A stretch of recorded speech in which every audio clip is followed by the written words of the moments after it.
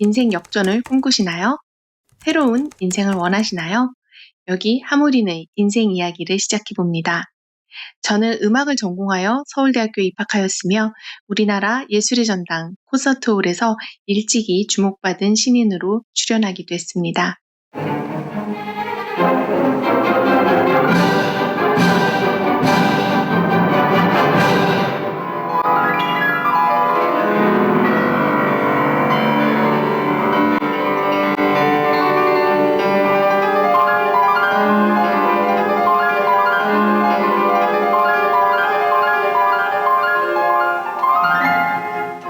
미국 뉴욕의 카네기홀에서 연주도 하였고요.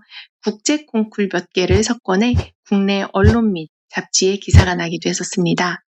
이런 제가 왜 갑자기 경제 분야에 뛰어들었는지, 어쩌다 미국의 경제 1위에 랭크되어 있는 세계적인 기업에 취직하여 한국을 총괄하는 관리자가 되었는지, 그리고 현재 꿈은 무엇인지 이야기를 해보려 합니다.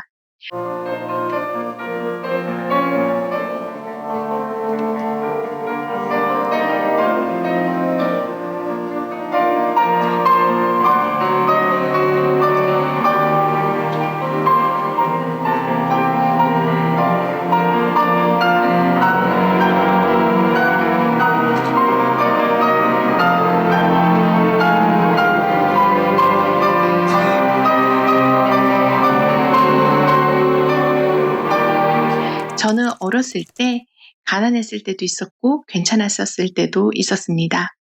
힘들었을 때는 가족 모두가 방 한 칸에 화장실도 없는 집에 살아서 집 밖에 있는 공용 수세식 화장실을 사용해야 했었고, 중학교 때 공장에 보내라는 사람들의 만류에도 불구하고 공부를 하기 위해 돈이 없어 따뜻한 유년 생활을 보내지 못하고 가족들과 함께 살지 못하고 혼자 살았습니다.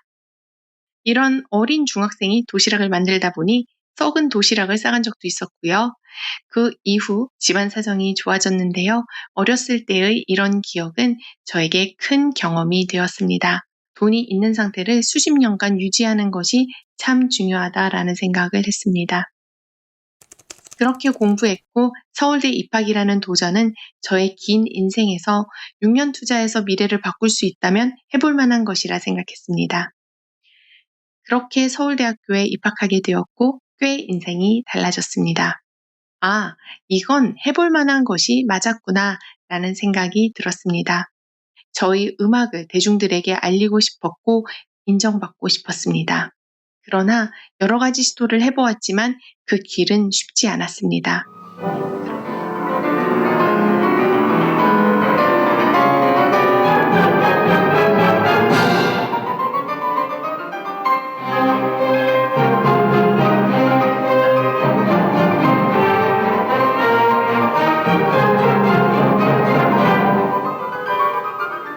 그렇게 시간이 흘렀고 제가 올라갈 수 있는 한계를 깨달았습니다. 저는 적당히 현실과 타협하여 후학 양성의 길로 들어섰습니다. 그러나 얼마 지나지 않아 깨달았습니다. 예술가는 배가 고프구나. 뛰어난 예술가는 너무나 많았고 순수 예술이 설 자리는 많지 않았습니다. 무엇보다도 수익 구조가 또렷하게 보이지 않았습니다. 어렸을 때의 뼈에 사무친 경험은 저에게 살이 되어 저는 또래에 비해 돈에 눈이 밝았고 직감이라는 것이 있었습니다. 돈이라는 것이 왜 중요하냐면 돈은 삶을 풍요롭게 만들어주기 때문이에요. 결국 돈이 중요한 것이 아니라 풍요로운 삶이 중요한 것이라는 거예요. 삶을 힘들게 만드는 돈은 필요 없는 것이에요. 그리고 돈은 버는 것보다 유지하는 것이 훨씬 중요합니다. 그래서 저는 투자에 소질이 있었고 30대 초반에는 남들이 말하는 경제적 자유를 이루었다라고 말할 정도가 되었으며 남들이 생각하는 부자의 기준에 들어가는 리스트들은 모두 다 갖게 되었어요. 근데 여기서 제가 돈에 눈이 밝았다는 것은 전 당장 화려하고 빛나는 것을 좋아하지 않았습니다. 당장은 흙이 묻어 빛이 잘 보이지 않지만 10년, 20년 뒤에는 빛이 날 그런 것들을 좋아했고 투자했습니다. 그래서 저는 이제 편안하게 노후를 준비하면 내 인생은 순탄할 것이라 생각했고 그냥 즐기면 된다고 생각했어요. 그런데 그게 아니었죠.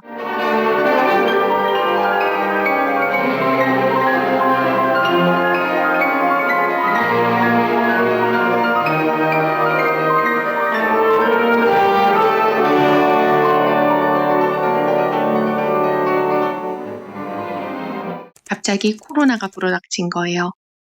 저에게는 임대 사업이 좀 컸고 취미 활동으로는 사업도 하고 대학교에서 학생들을 가르쳤는데 나라에서 가게는 자꾸 문을 닫으라고 하고 대학교도 자꾸 문을 닫고 대학가의 임대 사업은 수익이 눈에 띄게 줄었습니다.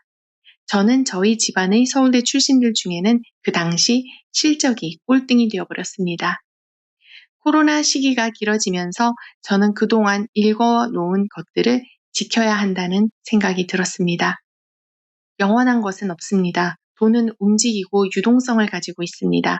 한 곳이 막혀버리면 안 되는 거죠. 그때 IMF가 떠올랐습니다.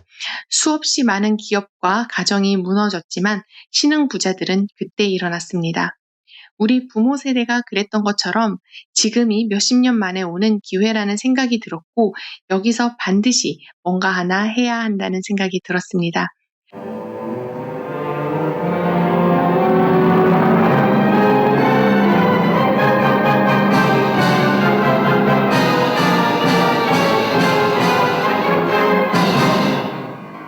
그러던 중 투자 관련해서 하모닉 이론이라는 게 있다는 것을 알게 되었습니다.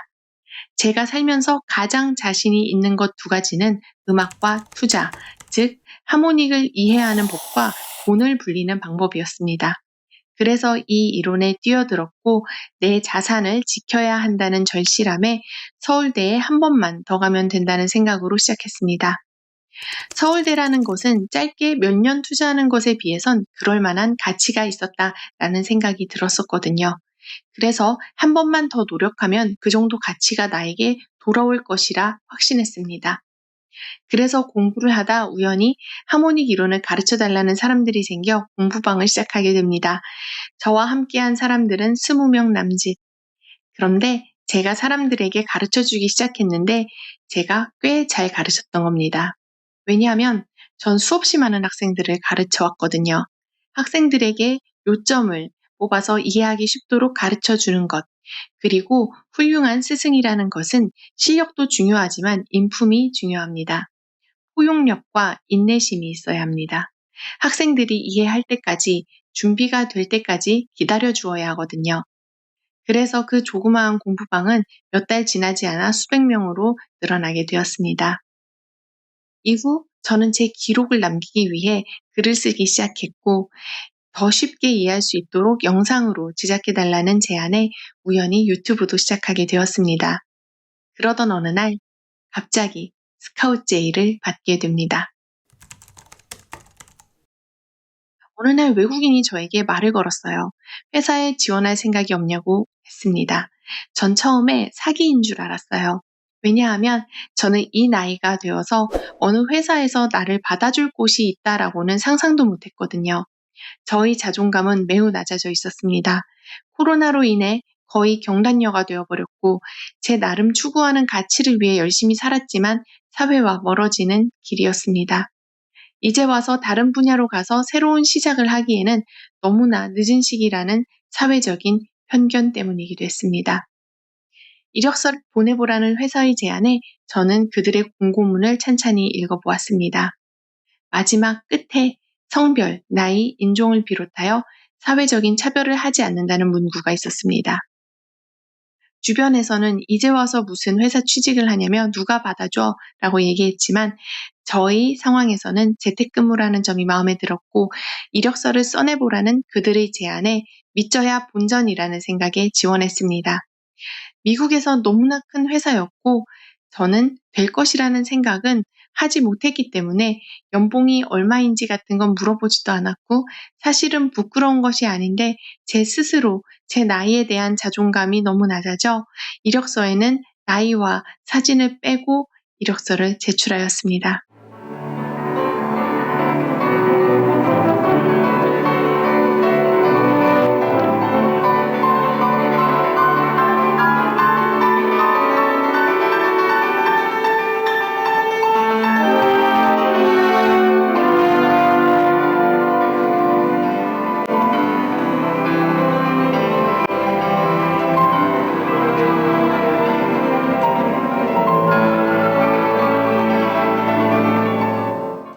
듣기만 해도 제가 앞으로 맡게 될 역할이 굉장히 크고 중요한 역할이며 대우가 이렇게 좋을 것이라고는 상상도 하지 못했습니다.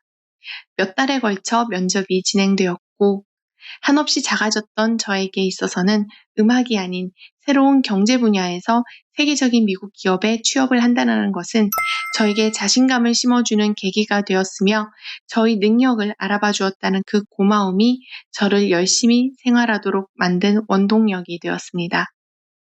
살아감에 있어서 돈도 중요하지만 나 자신을 되찾고 싶었습니다. 한없이 낮아진 자존감을 극복하고 나는 아직 충분히 사회 일을 할 수 있다는 능력이 있다라는 것을 증명하고 싶었습니다. 한 걸음 한 걸음씩 저는 나아갔고 저를 쌓아가기 위해 다방면으로 노력했습니다.